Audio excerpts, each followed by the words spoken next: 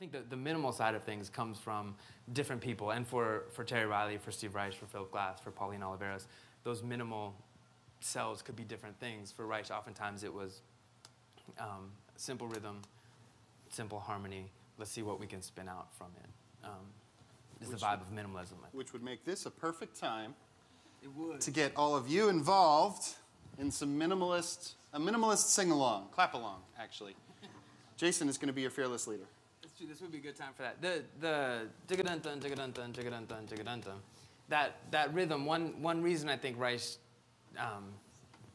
uses rhythms like this. There are these groupings of 12. He's kind of, a lot of his music, well, the piece we played for you didn't use any 12, but the piece he wrote for us deals in 12. A lot of his music deals in 12. That's what you're counting. Yeah, it's cycles of 12. Cycles of 12, yeah. A lot of, a huge kind of African, a lot of African music, or maybe half of the Ghanaian drum music. There's a lot of music in 12. And so he deals in those rhythms a lot. And one of the rhythms he uses oftentimes is this, which is a way to divide up 12. I think I told you that just to tell you that. You want to count along with it? Yeah, maybe. Clap different beats yeah. along with it. Because actually the reason, well, yeah, the way you can divide up 12 in a lot of different ways. So Adam, if you clap the thing, you guys can do this along with me if you want. You can divide this up in a lot of different ways. 1, 2, 3, 1, 2, 3, 4, 5, 6, 7, 8, 9, 10, 11, 12. 1, 2, 3, 4, 5, 6, 7, 8, 9, 10, 11. So you can divide it into 3, and you can divide it into 4. 1, 2, 3, 1, 2, 3, 1, 2, 3, 1, 2, 3, 1, 2, 3, 1, 2, 3, 1, 2, 3, 1, 2, 3, 1, 2, 3, 1, 2, 3, 1, 2, 3, 1, 2, 3, 1, 2, 3, 4, 5, 6, 7, 8, 9, 10, 11, 12. 1, 2, 3, 4, 5, 6. Or back to 3. 1, 2, 3. You can go the other way, and you can just do it in 2. 1, 2, 1, 2, 1, 2, 1, 2. So that's a perfect example of something minimal, right? That's a very minimal, it's one pattern he's clapping over and over. But if you frame it in different ways, you can hear a lot of different things. And so what he does with this piece, and what we're going to do with you guys, is kind of divide you guys in half. There's basically 2 parts to this piece. And half of the audience, or half the performers, just keep rocking that rhythm. You don't change. In our band, you're called the Rock. You stay. And the other folks, there's a technique that Reich would call a canon. I think musicians in the room may call it a canon. Other folks would call it a round, right? If we made you sing Row, Row, Row Your Boat, you'd know what to do. Like somebody could start it, the next person could come in, the next person could come in. That's a round. And so basically it means you do the exact same thing starting in a different place.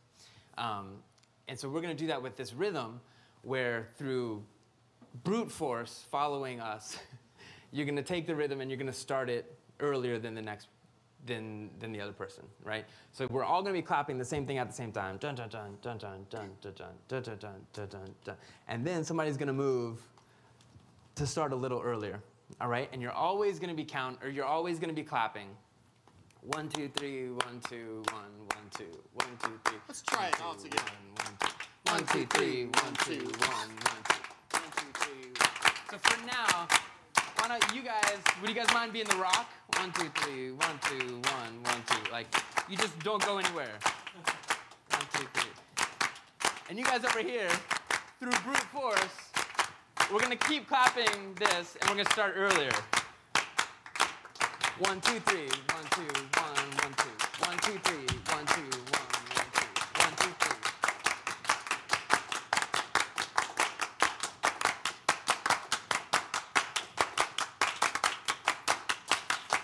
2, 3. Okay, here we go again. 1, 2, 3. 1, 2, 1, 1, 2. 1, 2, 3. 1,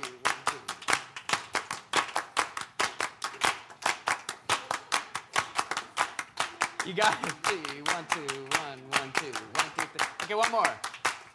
1, 2, 3. 1, 2, 1, 1, 2. 1, 2, 3.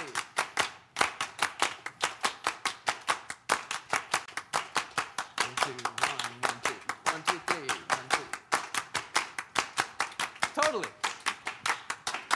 That's the vibe of clapping music, and the idea is that I mentioned 12. There's 12 different ways to put those rhythms together. I'm not sure if it's interesting to either try to go through the whole piece, or we could play it for you quickly and you guys could kind of hear what's going on. Sure. Which of those sounds interesting to you? Why don't we play it? Yeah, okay, cool. So, yeah, we can stand up. That's true, we could just sit down, right? We don't have to stand up. I have to say, as I was teaching this to you, I forgot that Steve Reich's picture was right there.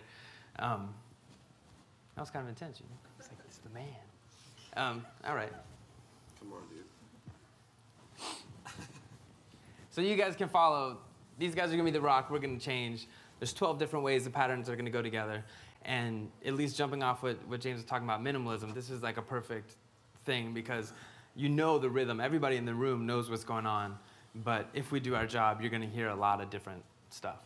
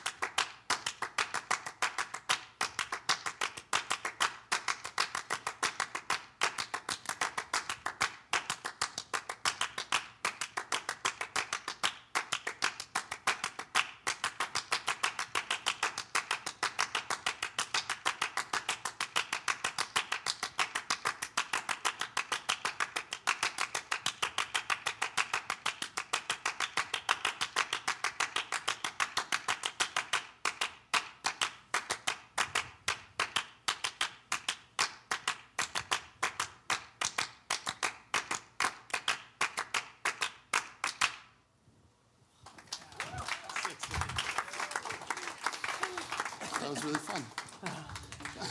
So you guys? When you guys perform that piece, does the audience ever clap for you after? You know, is the applause ever in? Hopefully, what happened? Man, that would be great. Yeah. But so you can see how for us, I mean, it's pretty easy to classify that as a minimalist piece because it consists of taking one rhythm and putting it in different places, and that's the only thing that happens in the piece. But each time you change, the complexity of the overlapping patterns just creates so much cool stuff for you to be able to zone in on. And so if you guys have a chance to check out drumming, you know, you're talking about kind of a 75-minute long process of constant transformation of this rhythm into all these different places and pitches and stuff like that. So we are a big fan of his work. Clearly, exactly.